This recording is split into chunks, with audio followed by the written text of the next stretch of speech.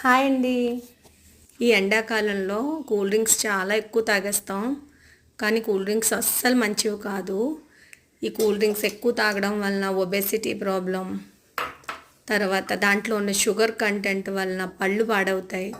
అలాగే టైప్ 2 డయాబెటీస్కి కూడా ఛాన్సెస్ ఉంటాయి.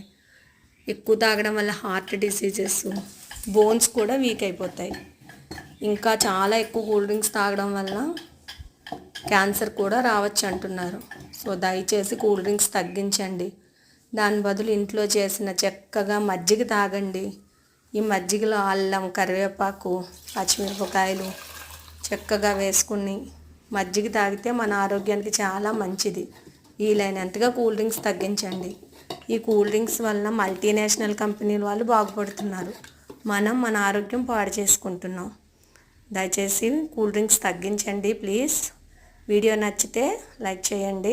Thank you for watching my video.